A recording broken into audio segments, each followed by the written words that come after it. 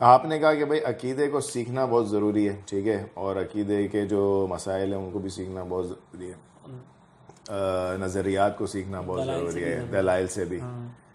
تو اب دلائل بندہ قرآن و حدیث سے ہی نکالے گا، سنت کے معاملات میں سے ہی نکالے گا. پھر وہی والی واپس بات آ جائے گی کہ جو ہے نا وہ خود تو نکال نہیں سکتا، تو پھر یہ اب دلیل کے ساتھ کیسے عقائد کو سیکھا جائے؟ دیکھیں عقیدے کے دلائل جو ہے نا، قرآن، سنت، پھر اس کے بعد سواد اعظم اور عقل سلیم، یہ 4 ہیں. اچھا، یہ تو بہت سارے مشکل الفاظ. نہیں میں آسان الفاظ میں قرآن و سنت کی میرے والد صاحب کا نام بھی لے لیا قرآن و سنت کی جو وضاحت ہے وہ تو سب کو معلوم ہی ٹھیک ہے. پھر اس کے بعد ہے عقل سلیم. عقل سلیم کا مطلب یہ کہ ایسی عقل، ایسی آپ کی جو ہے نا وہ سمجھ لیں کہ سوچ و فکر جس کے اوپر کوئی اور چیز غالب نہ ہو. اس کے آپ ایک آسان الفاظ میں یوں سمجھ لیں کہ جب غصہ آ رہا ہوتا ہے نا تو انسان کی عقل صحیح فیصلہ نہیں کرتی. بالکل ٹھیک ہے. تو غصہ غالب ہو گیا، بالکل یہ عقل سلیم نہیں ہے. سمجھیے. خوشی کے اندر انسان صحیح فیصلہ نہیں کر سکتا. نارمل حالات کے اندر آپ کی عقل کسی کی محبت، کسی کی عقیدت سے کوئی غالب ہوئے اور بغیر، چیز غالب نہ ہو، کوئی اور چیز غالب نہ ہو اس وقت جب آپ یہ ہاں بالکل جیسے آج کل لوگوں کو سائنس کا بہت زیادہ خبط ہوتا ہے. جی جی جی جی، وہ سائنس کو سمجھتے ہیں کہ ہر چیز کا نتیجہ سائنس نکال سکتی ہے. تو ایسی بھی عقل نہ ہو، صحیح ہے. عقل سلیم ہو کہ بالکل پراپر وہ جو نتیجہ نکالے گی نا وہ بھی ایک دلیل ہے.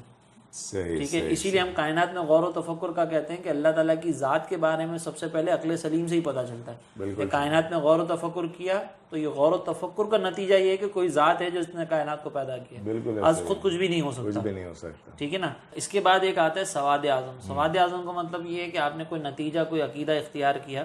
آپ قرآن و حدیث سے تو نتیجہ نہیں نکال سکے، لیکن جو نبی کریم علیہ الصلوۃ والسلام، صحابہ، اور پھر اس کے بعد جو متفقہ جو بزرگان دین ہیں ان کے کیا نظریات ہیں، اس میں جو بڑی جماعت ہے نا اس کو آپ فالو کر لیں. یہ بھی ایک بہت بڑی دلیل ہے. اب تو یہ عقیدے کو پہچاننے کے لیے ضروری نہیں کہ اجتہاد کرنا پڑے. عقیدے کو آپ اس طریقے سے بھی پہچان سکتے ہیں. کچھ تو قرآن کی واضح آیات ہیں، احادیث ہیں واضح طور پر، اور کچھ ایسے جو مسائل ہیں جن میں آپ جو ہے نا وہ بزرگان دین کو دیکھ سکتے ہیں، وہ بھی متفقہ بزرگان دین. آپ ان کو دیکھیں گے تو آپ کا نتیجہ بالکل درست نکل آئے گا. وہ بھی ایک دلیل ہے بڑی جماعت کو فالو کرنا. اور اس پر سرکار علیہ السلام نے فرمایا کہ ان امتی لا تجتمع علی الضلالۃ ابدا، کہ میری امت کبھی بھی گمراہی پر جمع نہیں ہوگی.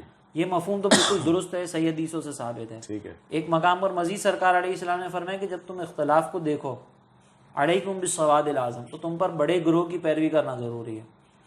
اس جملے کے اندر بعضوں کو اختلاف ہے کہ یہ صحت کے ساتھ ثابت ہے یا نہیں. تو حدیث کے اندر تو اختلاف ہے، لیکن قرآن کی آیت ہمیں بتاتی ہے کہ صراط مستقیم وہ راستے جس پر انعام یافتہ بندے ہو. تو آپ انعام یافتہ بندوں کے آپ نظریات کو دیکھ لیں تو یہ بھی آپ کے لیے دلیل ہے بہت بڑی.